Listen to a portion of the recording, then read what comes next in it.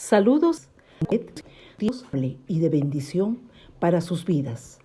Que sea el tiempo de refrigerio espiritual donde el poder sobrenatural de Dios obre en usted y los propósitos maravillosos que Dios tiene se cumplan, donde la palabra sea la fortaleza del guerrero Hijo de Dios.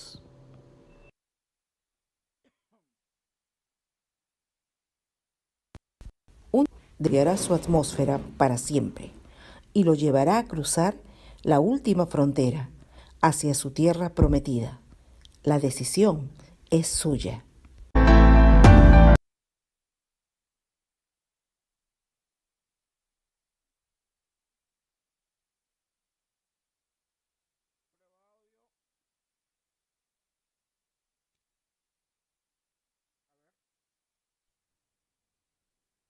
Hola familia, buenas noches.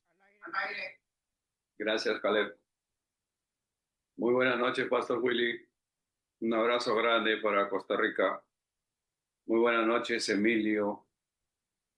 Un abrazo grande para ti, para tu mamita, para toda la familia. Zenón Silvestre, hermano querido, muy buenas noches. Un abrazo enorme para todo Guayaquil, Santa Elena y toda tu tribu, hermano, allá en Ecuador. Un abrazo grande, gracias por estar allí. Nos honra con su sintonía, con su presencia. Es una bendición para Caleb y para mí tenerlos como familia. Vamos a comenzar orando como siempre lo hacemos. Ayer una hermana que conozco de muchos años, es hija de un viejo amigo mío, ya no está con nosotros, el hermano Armando Santillán.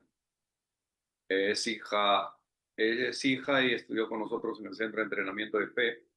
Una de sus hijas vive en Canadá y hace algunas semanas su niño de 13 años se comenzó a sentir mal. Lo han llevado al médico y tal, y finalmente el diagnóstico es cáncer de los huesos. Este es un niño que tiene 13 años. Viven en Toronto y están pidiendo oración por este niño. Se llama Esteban. Pongo en el corazón de ustedes para que puedan estar orando en su tiempo devocional. ¿Ven? También por nuestra hermana Marta Esca, ya salió de la operación.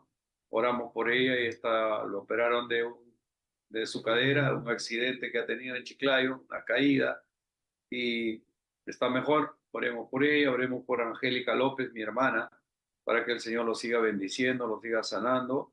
Oremos por Juan Bustillo, nuestro hermano, hablé con él hoy, está mucho mejor. No, él sufre de algún tipo de influencia mala, negativa, se deprime, se llena de ansiedad, es un ex policía y bueno, estemos orando por él, está ejercitando su fe, ¿no? Y queremos nosotros apoyarlo. También nuestro hermano Juan González, que hoy lo operaron del cuello, nuestro querido Juan, una cirugía láser. Confiemos en que esté mejor, en que esté recibiendo la sanidad de nuestro Padre Celestial. Oremos por ellos, en el nombre de Jesús, por nuestro querido Walmoner también, allá en Dallas. Que el Señor lo bendiga. Él está sometiéndose a una terapia contra este pinche cáncer que le está afectando. Oremos por él en el nombre de Jesús. Oremos también por nuestros hermanos cristianos, hermanos en la fe que viven allá en Nigeria, en Sudán, en el Congo, y están siendo perseguidos y masacrados. Todas las familias enteras los están matando, no solamente por creer en Jesucristo. Su pecado es creer en Jesucristo. Digamos que su delito. Entonces nosotros como familia, como hermanos en la fe, tenemos que estar orando por ellos. ¿Amén? Seamos obedientes a la palabra de Dios. El Señor nos dice, orad sin cesar, orad los unos por los otros. Es lo que dice la palabra del Señor. Y eso es lo que hacemos en este humilde programa. Nos piden oración y ahí estamos, orando por ellos. Yo en mi tiempo devocional hago memoria de todas estas peticiones y sigo orando, y yo confío en que ustedes también lo hacen, lo sigan haciendo. ¿Ven? Entonces, vamos a comenzar orando para continuar el programa que comenzamos anoche, ¿no? Y bueno, esperemos que el Señor, a través de su Espíritu Santo, sea guiándonos, dándonos la revelación, la luz, la guianza que nosotros necesitamos. Entonces, vamos a orar. Nos ponemos de acuerdo. Una oración de acuerdo es una oración poderosa y es una gran bendición que un grupo de creyentes, de cristianos en diferentes partes del planeta nos podamos juntar a estas horas para alabar, adorar, clamar a un mismo Dios. Un mismo Dios que está en el hogar de ustedes como está en el hogar mío. Amén. Que podamos decir nosotros con claridad, con convicción, mi casa será llamada casa de oración. Aleluya. Casa de Dios y puerta del cielo. Aleluya. Gloria sea tu nombre, Señor. Padre, en esta noche te doy gracias por cada uno de mis hermanos que se han dado cita en esta noche. Gracias, papá. Gracias porque estamos aquí reunidos en tu nombre. No hay otra motivación, no hay otra inquietud, otro objetivo, aparte de aprender de ti, de ser discipulados por ti, de ser ministrados por ti, Señor, de ser sanados, de ser restaurados, de ser curados, de ser rescatados de los lazos del diablo, de ser liberados de toda opresión. En esta noche, Padre, oramos por nuestra querida Marta Esca, esta es esposa de nuestro querido hermano Ray Esca. Oramos por ella en el nombre de Jesús, que tú seas restaurando, Señor, su cadera que ha sido dañada por ese accidente, que tú lo bendigas, que tú lo sanes todas sus heridas y lo restaures completamente. Oramos también por Angélica, mi hermana, que Dios sea obrando en ella, sanándolo de todo mal, de toda infección, de toda inflamación, de todo quiste, de todo tumor, de toda plaga en el nombre de Jesús. Queremos orar también esta noche por Esteban, este es nieto de nuestro hermano Armando Santillán, aunque él ya no está con nosotros. Él partió a la presencia con nuestro Señor ya. Sin embargo, sus hijas tienen un hijo aquí en Canadá de 13 años, se llama Esteban, y que le han detectado un cáncer a los huesos. Estemos orando por él, creyéndole al Señor. Y en esta noche, tu palabra dice, Salmo 107:20, envió su palabra y los sanó y los libró de su ruina. Ellos son una familia de creyentes, de cristianos. Ellos están ejercitando su fe ahora. Nos unimos a esa oración y enviamos tu palabra poderosa, que se desate virtud sanadora sobre este pequeño en el nombre de Jesús. Y que tu gracia pueda, Señor, prevalecer ante todo el ataque del enemigo en contra de este pequeño en el nombre de Jesús. Bendecimos a Esteban allí en Canadá en el nombre de Jesús. Ya está sometiéndose a sus terapias. Oramos para que tú lo bendigas, Señor amado, en el nombre de Jesús. Oramos también por nuestro querido Juan Bustíos. Hablé con él hoy, está bastante recuperado, pero de rato en rato vienen esas opresiones, esas ansiedades, esos temores a su vida. Oramos para que pueda ser liberado completamente de toda carga, para que pueda ser libre como un hijo que es libre, ya no es esclavo de nada, es un hijo de Dios liberado por la sangre de Jesucristo. Oramos por Juan Bustíos en el nombre de Jesús, por nuestro hermano Juan González, ha sido operado ahora en la mañana, hablé con él, allá estaba llegando a su casa. Oramos para que tú lo bendigas, oramos para que tú restaures todo su ser y que todo espíritu de temor sea quitado de su vida, todo espíritu de ansiedad sea echado fuera en el nombre de Jesús, todo espíritu de enfermedad, de plaga, de lo que se llame, en el nombre de Jesús maldecimos toda obra de maldad en contra de él, que todo ataque del diablo contra Juan cese ahora mismo, que toda trampa del maligno tendida en contra de nuestro hermano sea desechado, sea roto. Tu palabra dice que ninguna arma forjada en nuestra contra va a prosperar. Tu palabra dice que somos sanos por tu llaga, Señor. Que tu palabra dice, Señor, que echemos fuera demonios, que tú nos has dado autoridad para echar fuera demonios en el nombre de Jesús, para poner las manos sobre los enfermos y que todos sean sanados. Oramos por nuestros hermanos, hermanas que hoy están padeciendo algún tipo de malestar, algún tipo de mal. Señor, tal vez no lo han confesado, pero tienen en su corazón, Señor, oramos por ellos. Tú conoces el corazón de cada uno de nuestros hermanos. Tal vez tengan un ser querido, un familiar cercano que está internado, que está enfermo. Oramos por ellos en el nombre de Jesús. Amoroso Padre Santo, a ti sea honor y gloria. Padre bueno, oramos por nuestros hermanos allá en Nigeria, allá en Sudán, en el Congo, donde están siendo perseguidos y asesinados, familias enteras, enterradas vivas, quemadas vivas, solamente por confesar que son cristianos, que son seguidores de Jesucristo. Señor, oramos por valentía, oramos por fortaleza, oramos para que seas tú, Señor, abriendo las puertas de los cielos y recogiéndolos, Señor, sin que sufran, en el nombre de Jesús. Bendito Padre, líbralos a los que quedan de toda opresión, de toda maldad, de toda obra de maldad en contra de ellos, en el nombre de Jesús.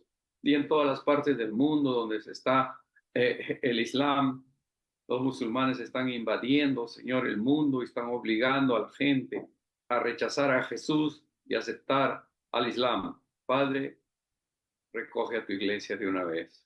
Recógenos ya, Padre. No queremos estar cuando esas cosas sucedan y tu palabra dice que tu iglesia ya no estará aquí cuando eso pase. Señor, ayúdanos, por favor, y bendícenos. Gracias por este tiempo de oración. Gracias por cada hermano, por cada hermana en esta noche. Bendice sus hogares, sus casas y que sean llamadas casa de oración, casa de Dios y puerta del cielo, cada uno de los hogares de mis hermanos, en el poderoso nombre de Jesús, nuestro Señor. Amén, amén y amén. Anoche estuvimos compartiendo, pero yo en mi casa serviremos a Jehová. Compartíamos el texto, ¿no? En 1 Samuel 5 y en 2 Samuel 6, del 1 al 23, también tiene que ver mucho con lo que nosotros estábamos viendo. Entonces aquí, en esta historia, vemos dos casas, ¿verdad? La casa de Abinadab y la casa de Obed-Edom. Abinadab era un hombre de fe, un hombre creyente, un hombre cristiano, pero, que no tenía una verdadera posición ante sus ojos, que no sabía él cuál era su verdadera posición en Dios, ¿correcto? De tal manera que, a ver, para ponernos en contexto, el pueblo de Israel recibió, Dios mandó a construir un arca de oro, con sus detalles, le dio las medidas, los tamaños, la forma y todo, le dio el Señor para que los orfebres puedan construirlo, lo hicieron y tal. Y ahí había una porción de maná que representaba el alimento con el cual había sustentado a su pueblo en el desierto por 40 años. Estaba la vara de Aarón que representaba la autoridad, ¿no? Y estaban las tablas de la ley, las tablas que el Señor le entregó a Moisés en el Sinaí, estaban puestos también allí en esa arca, ¿correcto? Y representaba, evidentemente, simbolizaba la mismísima presencia de Dios. Donde estaba el arca, ahí estaba la presencia de Dios. Hasta ahí no había venido el Señor Jesucristo aún, faltaban, ¿no? Muchos años, ¿no? 800 años, tal vez más, para que pueda venir el Señor Jesús. Entonces no tenían la evidencia de que el Señor se había hecho carne y había habitado entre nosotros. No lo tenían, no lo tenían. Entonces tenían que tener algo que podría representar, ¿no? La presencia de Dios. Y eso fue el arca.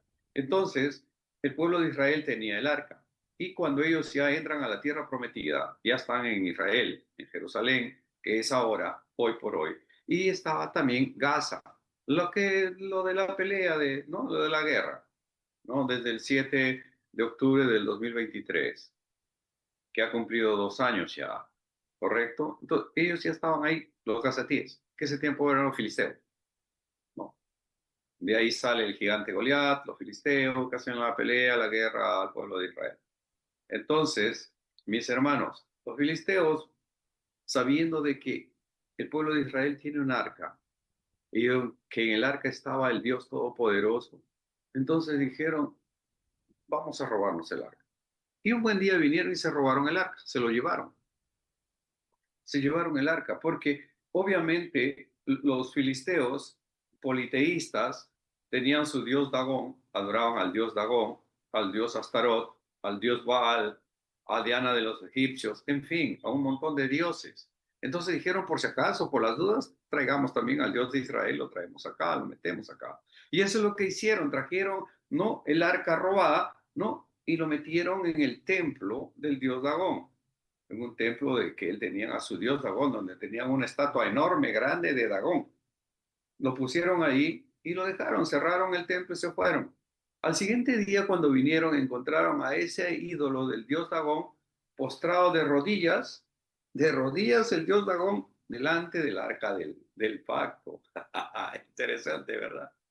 Entonces ellos se sorprendieron y bueno, enderezaron su imagen, lo pararon de nuevo en su lugar, en su sitio, y lo pusieron ahí. Y a la noche siguiente, bueno, se fueron igual a dormir, cerraron el templo y tal. Y al día siguiente, cuando vinieron, otra vez se encontraron de rodillas, pero esta vez ya la cabeza del ídolo estaba cortado y las manos también. No tenía ni manos ni cabeza ya el ídolo, estaba ahí.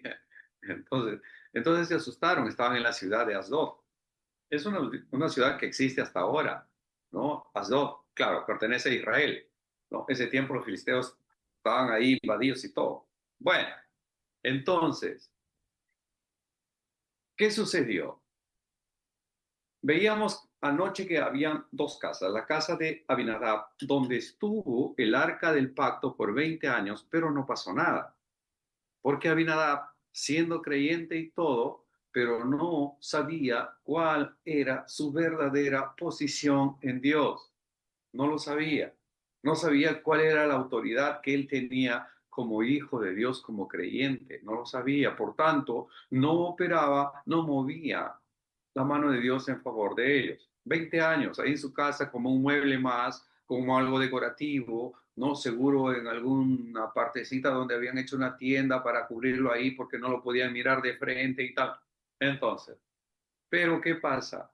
Cuando el rey David asume como rey, cuando el rey David asume como rey de Israel, uno de los mejores, mayores monarcas, por cierto, que ha tenido Israel, el más relevante, el más importante, ¿no? Que ha tenido el pueblo de Israel, gobernó en Jerusalén por 40 años y en esos 40 años ningún ejército le pudo hacer frente. En fin, entonces cuando él asume, él dice, yo necesito el arca del pacto aquí en Jerusalén.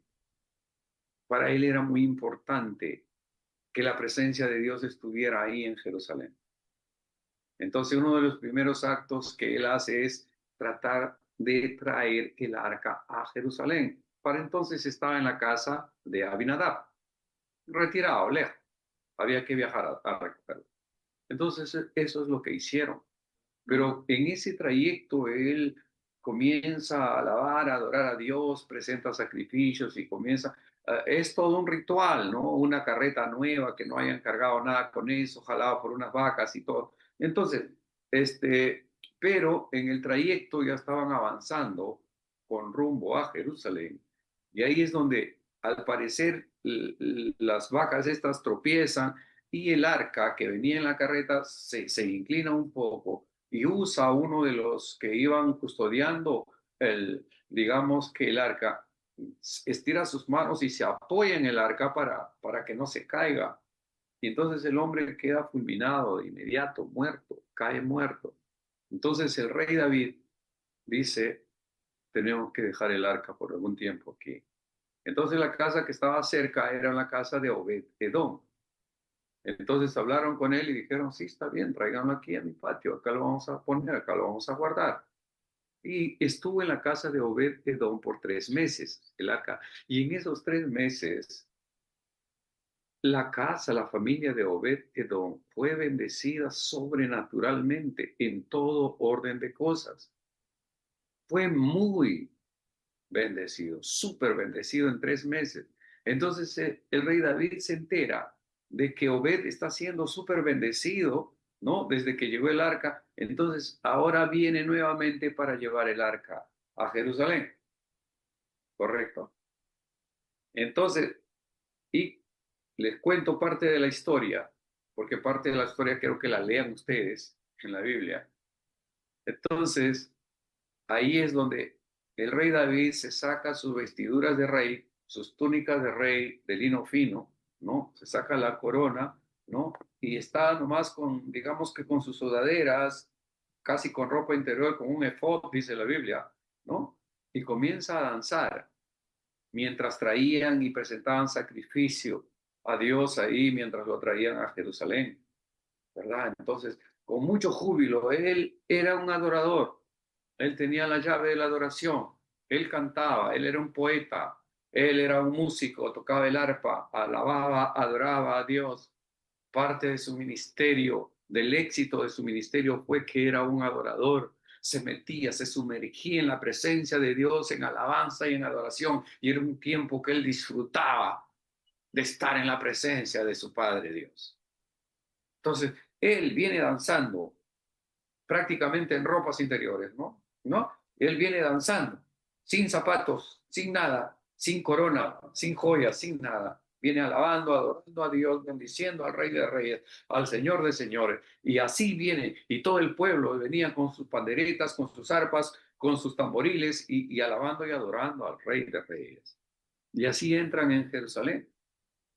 Y al entrar en Jerusalén, ¿no? Desde el segundo piso de su casa, de la casa donde vivía el rey del palacio, su mujer, o sea, Mical, que era la hija del rey Saúl, porque el rey Saúl le ofrece a cualquiera que mate a Goliat, le iba a dar a su hija para que sea su mujer, para que sea su esposa.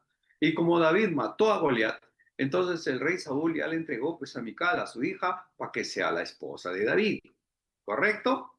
Entonces, Mical ve por la ventana y lo ve pues a David así, ¿no? Alabando, glorificando, bendiciendo el nombre de Dios con júbilo, con danza, con pandero, con, lleno de algarabía.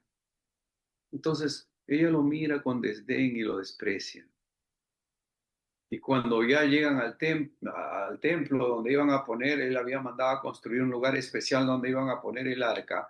Entonces David, ¿no? Había mandado preparar también panes para toda la gente, como 10,000 personas, ¿no? Pan para todos, un pastel de higos para todos, ¿no? Para que todos vayan endulzándose la vida, endulzándose la boca, ya puedan irse a su casa y después viene a bendecir su casa. Y Mical, su esposa, lo mira con desdén y le dice, qué bonito, ¿no?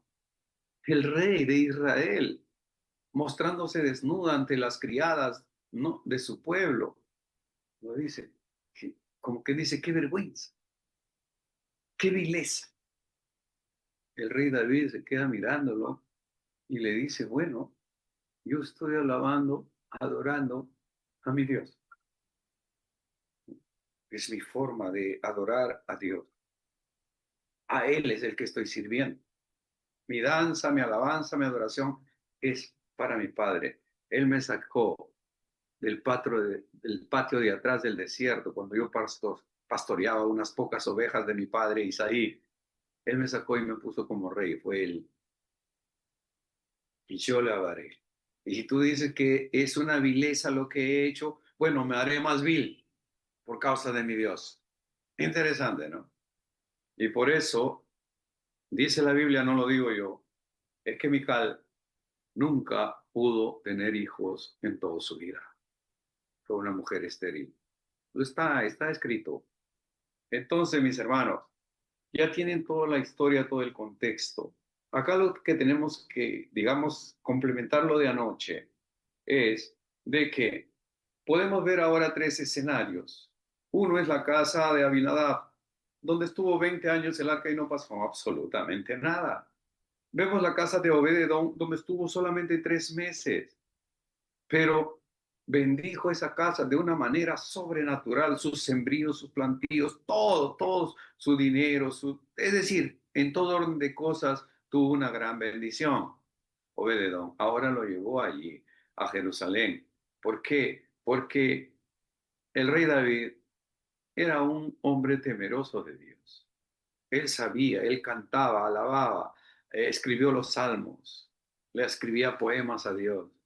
Era un hombre consagrado. La Biblia dice que era un hombre conforme al corazón de Dios. Cometió errores, sí, y errores muy graves, sí. Nadie es perfecto. Yo no lo soy, ustedes no lo son tampoco. Solamente Jesucristo es perfecto. Nosotros vamos camino hacia la perfección, como siempre los digo acá en este programa.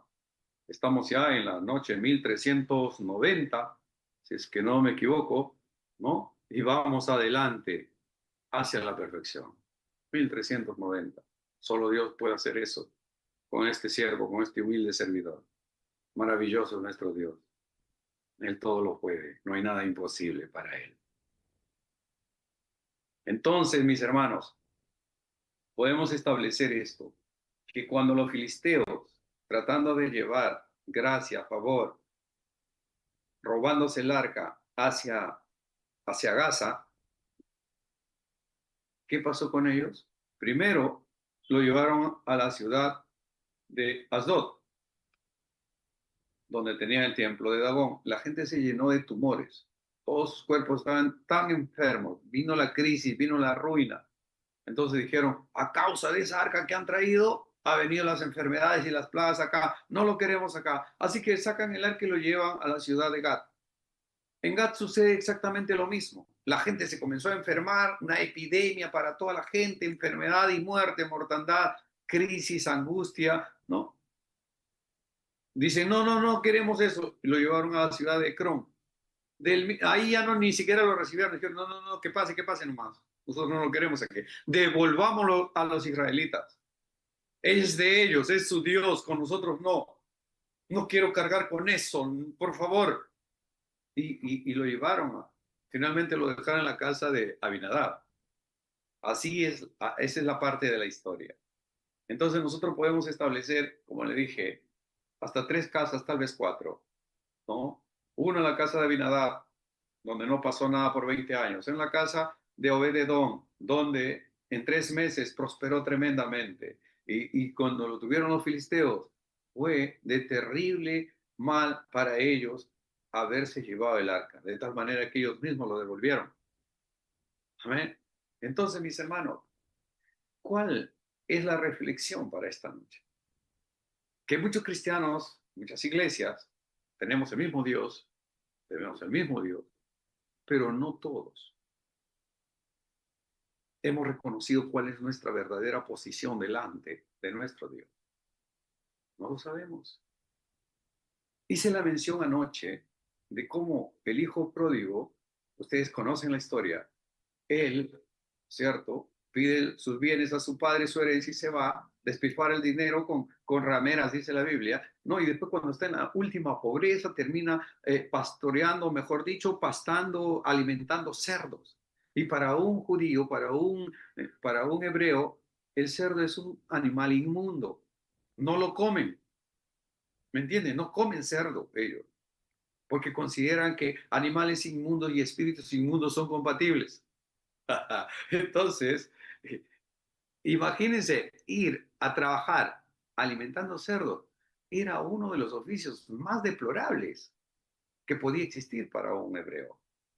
Pero él cae ahí, porque se acabó todo su dinero en borracheras, en orgías, en vergeleando y todo, ¿no? Finalmente no tuvo más dinero, buscó trabajo, no sabía hacer nada, ¿no? Porque era un hijito de papá, y termina, la única chamba que había era, bueno, alimentar chanchos con algarrobas, y eso es lo que hacía. Pero en medio de esa crisis, en medio de esa situación tan compleja, ¿no? Él dice, en la casa de mi padre hay abundancia de pan, y yo perezco de hambre aquí, tratando de comerme las algarrobas de estos chanchos, iré a mi casa.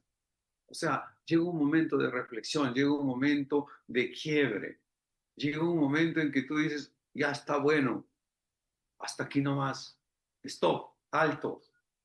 Y él dice, ok, volveré a la casa de mi padre, me humillaré ante él, le diré, Padre, he pecado contra el cielo y contra ti, no soy digno de que me llames tu hijo, trátame como uno de tus jornaleros, punto. Y yo con eso soy feliz, que tenga comida y casa y yo estoy bien, más que bendecido, más que bien pagado. Pero no fue así, porque su padre cuando lo vio llegar, corrió hacia él, lo abrazó, lo besó y dijo inmediatamente, póngale calzados en sus pies, porque él venía descalzo. Y en ese tiempo, solamente los hijos del patrón, el patrón, ¿no? El rey, ¿no? La jerarquía usaba zapatos. Toda la plebe, es decir, todos los esclavos, todos los sirvientes, no podían usar calzado, con los pies descalzos. Y así venía el hijo pródigo, descalzo, Inmediatamente el padre dijo, pónganle calzados en sus pies. Es decir, que no sea más un esclavo. Él es mi hijo. Y quiero que el mundo lo sepa. Pónganle calzados en sus pies de una vez. Sacó su anillo de autoridad y le puso en su dedo y le dijo, tú puedes sellar contratos, convenios, acuerdos, decretos y pones el sello y es como si yo mismo fuera. Es decir, le dio autoridad.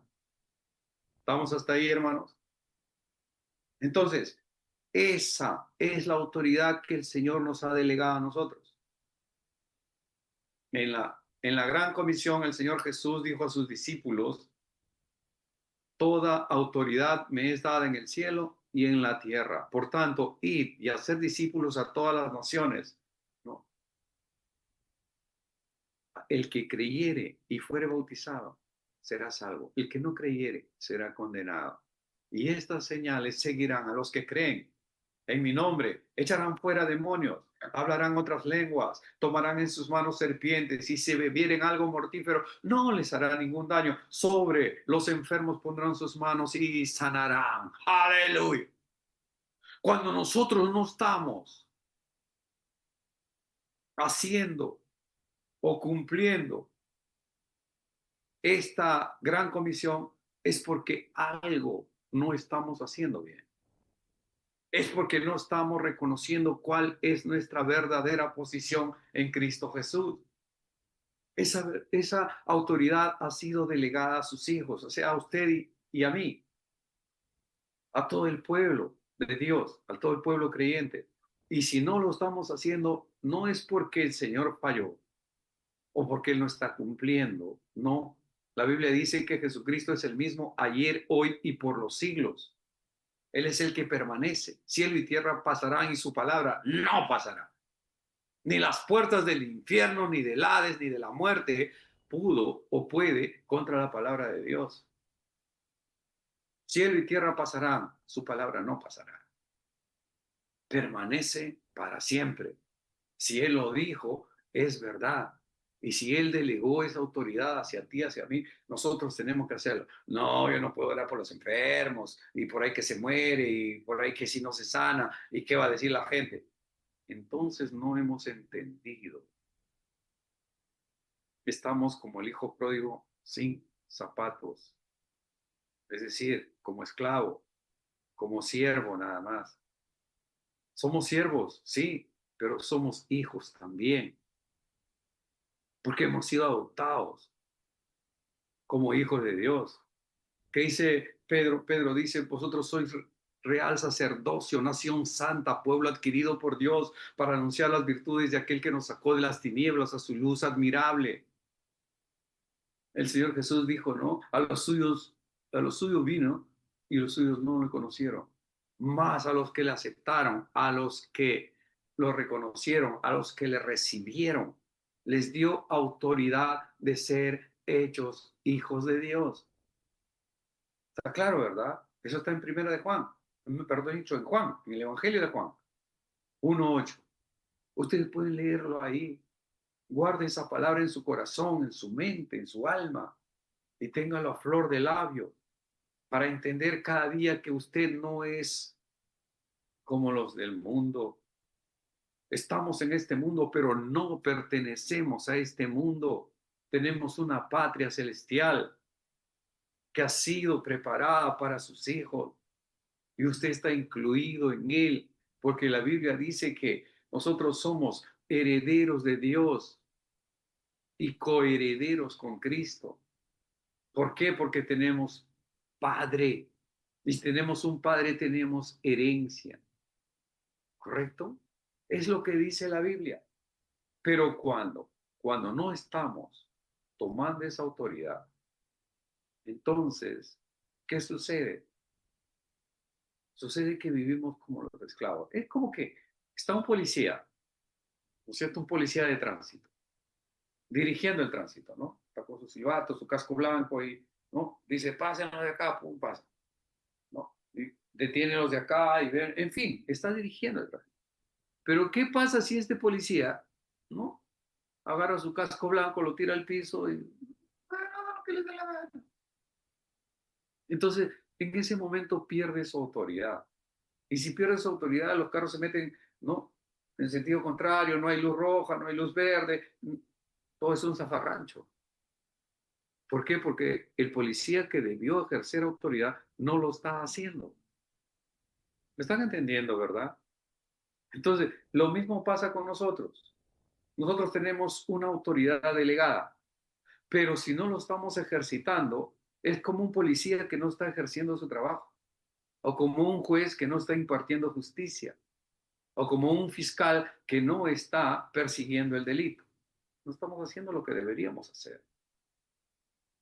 Y es una pena. Y yo veo, ¿no?, cómo los mormones van de puerta en puerta, tocan y veo que están trabajando duro para ganar adeptos sin tener la verdad. Veo cómo los testigos de Jehová van de casa en casa, tocan la puerta, ¿no? Y siguen metiendo su doctrina, su dogma, y no tienen la verdad. Y nosotros que tenemos la verdad, somos como esas lámparas que se encienden para poner debajo de la cama. Pero ¿qué dice la Biblia? Nadie prende una luz para ponerlo debajo de un arbud, debajo de una cama. Lo pone arriba, ¿para qué? Para que alumbre, para que la luz llegue a más. Eso es lo que tenemos que hacer. Pero si no estábamos haciendo eso, es sencillamente porque no hemos reconocido cuál es nuestra verdadera posición en Cristo Jesús. Y nos dejamos aplastar por el sistema de este mundo, nos dejamos engañar por el padre de mentiras que se llama Satanás, nos dejamos aturdir, nos dejamos llenar de cosas en la cabeza, de temores. Y el temor es el más grande ladrón de bendiciones, te roba tu bendición. Tú ya estás sano, tú ya estás sana, pero el diablo hace creer que sigues enfermo, que sigues enferma. Así lo tuvo una mujer por 12 años, ¿no?, con flujo de sangre, hasta que el Señor lo sanó y ni siquiera puso sus manos. Simplemente la mujer tuvo fe y creyó, dijo, si tan solo tocar el borde de su manto, seré salva. Y eso es lo que hizo. Otra mujer, 18 años, estaba encorvada y no se podía enderezar por nada del mundo. Entra a la sinagoga, era una mujer que servía en la iglesia, en la sinagoga. Entra el sábado del Señor Jesús a la iglesia y la ve. Dice, ¿qué pasa con esto? Y le dice, mujer, sé libre de tu azote. Y los escribas y fariseos, los sacerdotes, los doctores de la ley, los religiosos, cucufatos, ¿no?, comenzaron a reprocharle al Señor Jesús. ¿Cómo puede ser de que el día sábado esté haciendo milagros? Imagínense.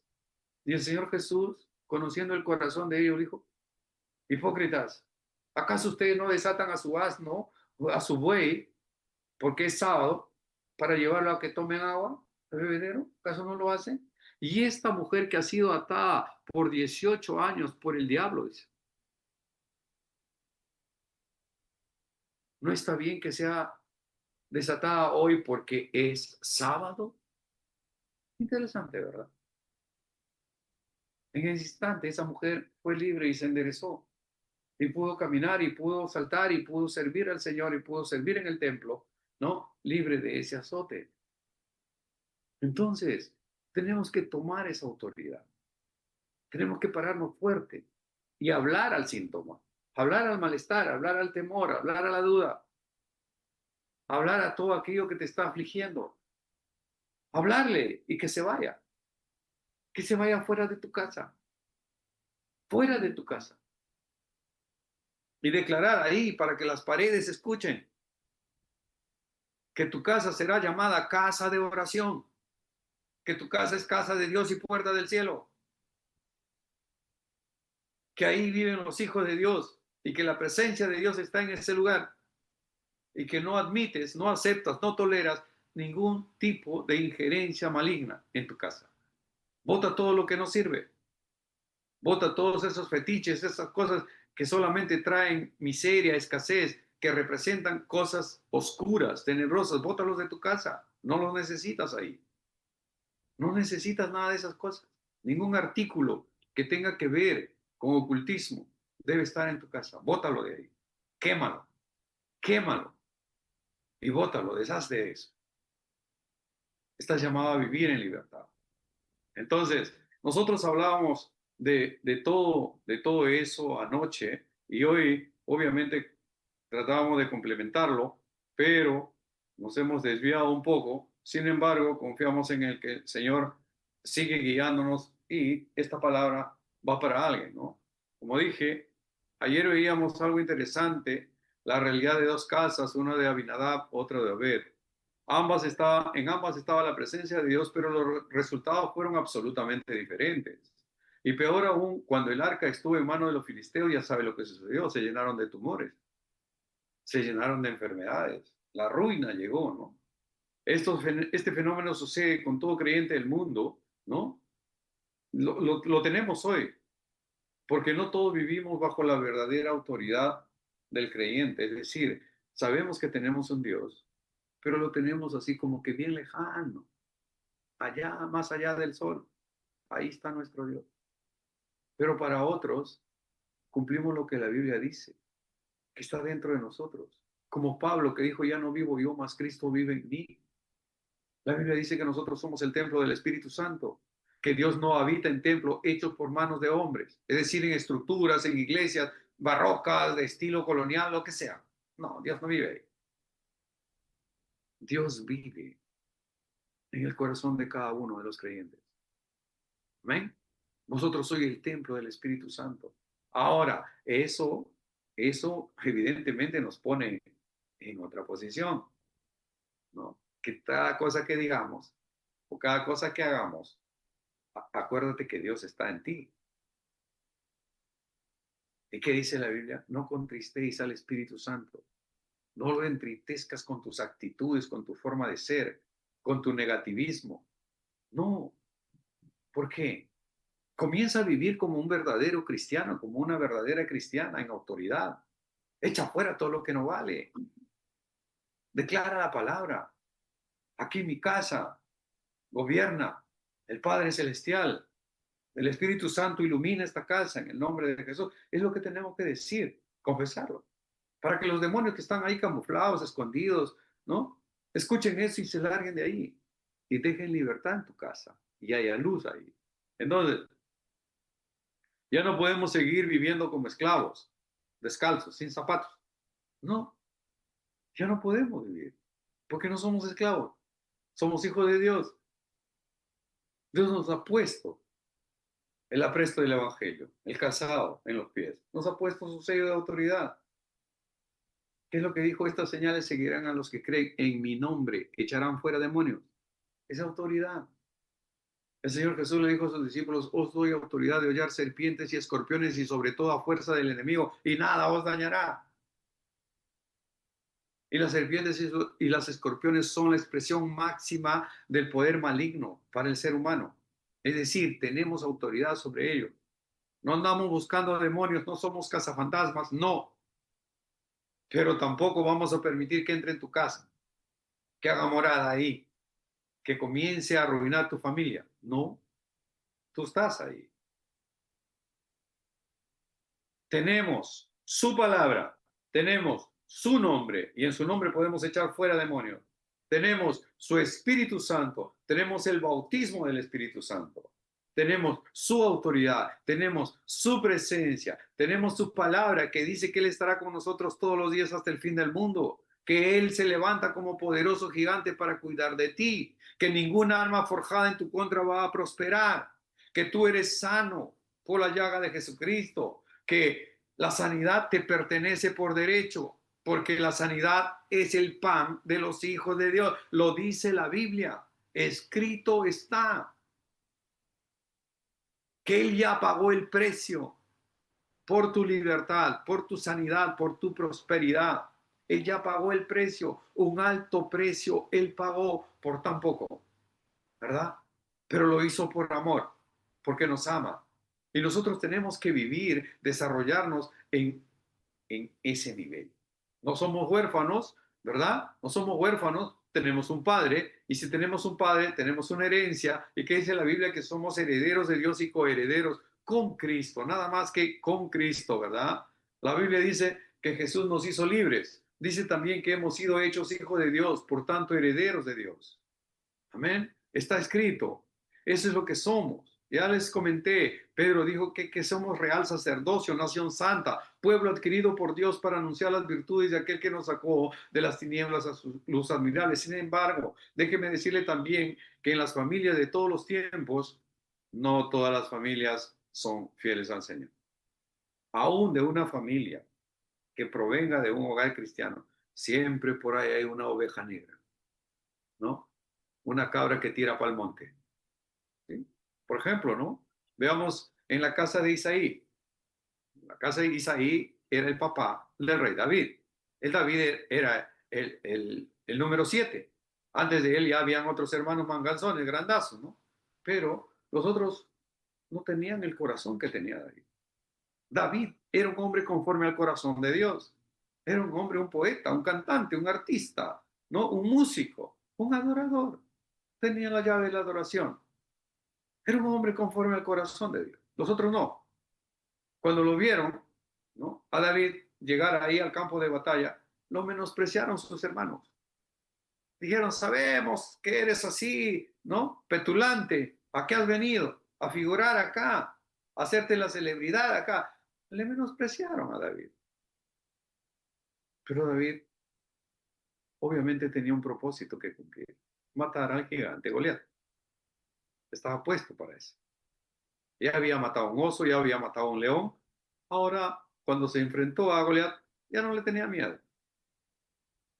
Ya había sido entrenado, capacitado, preparado para todas esas cosas. Así que los otros no. Los otros eran manganzones, bocones, nada más. Lo menospreciaron sus hermanos. Ahora, hermanos, veamos, por ejemplo, eh, en la historia de José. José, o sea, era hijo de Jacob. Jacob tuvo 12 hijos, que fueron las 12 tribus que formaron la nación de Israel.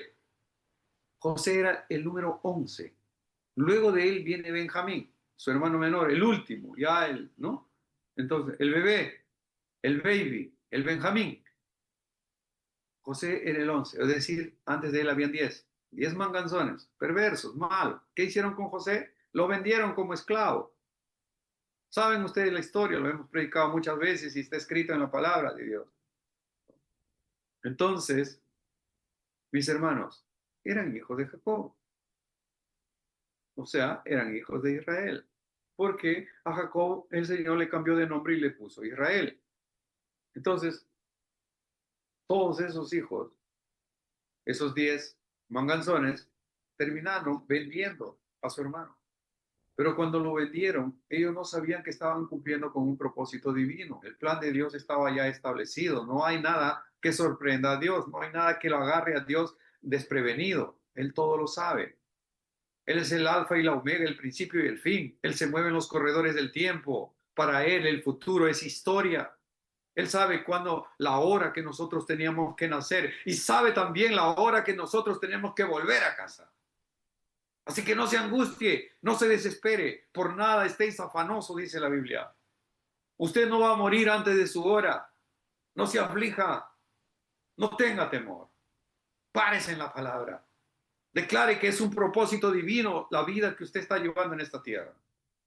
Y que tiene que caminar en verdad. Y que la verdad solamente es Jesucristo. Entonces, ya vemos la historia de David, sus hermanos manganzones, perversos y malos.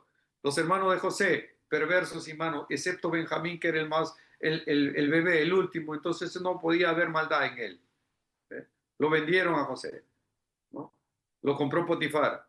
La mujer del Potifar se enamora de él, ¿no? Quiere tener sexo con él, ¿no? Él no acepta, huye, pero la mujer igual lo acusa, ¿no? Lo calumnia que él ha abusado de ella, lo termina en la cárcel, termina con sus huesos en la cárcel por 13 años, 14 años más o menos. Pero de allí el Señor lo saca y lo lleva para ser, ¿no? Un gobernador de Egipto. Después del faraón era José. Se cumplió el propósito para el cual el Señor había puesto a José. Un hombre humilde, un hombre soñador, un hombre de paz, que también tenía el corazón conforme al corazón de Dios. Interesante, ¿verdad? Entonces, probablemente usted tenga hermanos, parientes, suegra, cuñado, ¿no? Algún ser querido que lo menosprecie porque sabe que usted es creyente. Por favor, no se preocupe, no le haga caso, no le preste atención. Dios está en control. Él dice que usted es un hijo de Dios y que usted es el templo del Espíritu Santo. Aquí lo que importa es lo que Dios diga de usted. Eso importa, no lo que el mundo diga de usted. El mundo dice de mí muchas cosas malas y perversas y contaminantes, pero no me preocupa, porque los pequeños halagos no me enaltecen y las críticas tampoco me dan mi lana. No, la verdad que no. No estoy preocupado lo que digan ellos o sus likes que puedan poner. No vivo por los likes de ellos. Vivo por la gracia y por el favor de Dios. Estoy vivo porque Él lo quiere. Yo pude morir hace varias veces y en muchas oportunidades. Cuando era niño me ahogué en el río y casi muero, casi me llevé al río. ¿No? Y después, en una oportunidad, estaba con unos chicos medios malos y nos persiguió la policía y dispararon y al que iba detrás mío le cayó el balazo y a mí no. Después vino un accidente, después vino el COVID, casi muero, después vino el otro accidente donde mi esposa falleció, ¿no? Pero el Señor me tiene aquí porque lo quiere, porque mis días están contados y el libro de mi vida está establecido. Solo quiero, solo confío, solo anhelo que mi nombre esté escrito en el libro de la vida. Y cuando vaya a la presencia de Dios, diga al Señor, bien hecho, siervo fiel, entra, pasa, entra al reposo de tu Señor. Esto será lo más grandioso, lo más maravilloso que pude escuchar en toda mi existencia. Yo creo que para ustedes también. Entonces, mi hermano, mi hermana, usted es templo del Espíritu Santo, es decir, 24/7, el Señor está con usted. Donde usted está, el Señor está. Donde usted descansa, el Señor está ahí. A donde usted se vaya, el Señor va con usted. No se me achicopale, no baje la guardia. Usted es un hijo de pacto. Por eso el mundo lo odia. Igual que el mundo odia a los judíos. ¿Por qué lo odian a los judíos? ¿Porque son malos, perversos, malignos? No, porque son hijos de pacto. Porque hay un pacto de Dios con ellos y con nosotros también. Por eso es que odian al pueblo judío. Amado hermano, si está caído, ahora levántese, sacúdase del polvo y declare: soy un verdadero hijo de Dios, una verdadera hijo de Dios. Si está enfermo, declare que la sanidad le pertenece por derecho, que la sanidad es el pan de los hijos de Dios. Si está perseguido, diga que aunque un ejército acampe contra usted, no temerá su corazón, que aunque contra usted se levante guerra, usted estará siempre confiado en que tiene un Salvador. No tema de que los enemigos se levanten en contra de usted, de que se levanten tal vez enemigos familiares, qué sé yo. La Biblia dice que ninguna arma forjada contra ti prosperará. Declare con autoridad: mi casa será llamada casa de oración. Declare como Josué: no importa a ustedes a quién sirvan. Yo ya los traje, la misión mía está cumplida. Ya repartí el territorio, ok, ya está cada quien en su lugar, pero de aquí para adelante no me importa qué hagan ustedes, no importa quién sirva. Pero Josué dijo con claridad, dijo con convicción: pero yo y mi casa serviremos a Jehová. Que Dios los bendiga grandemente. Que tengan una noche reconfortante, una noche de paz y una vida sobrenatural en Cristo para la gloria de Dios. Fue un honor, como siempre, compartir con ustedes. Nunca me cansaré de decirle que son un regalo maravilloso de Papá Dios para Caleb y para mí. Los apreciamos mucho, los amamos mucho. Que Dios los bendiga. Muy buenas noches, familia. Si Papá Dios lo quiere, mañana nos encontramos en este mismo horario. Hasta mañana. Bendiciones.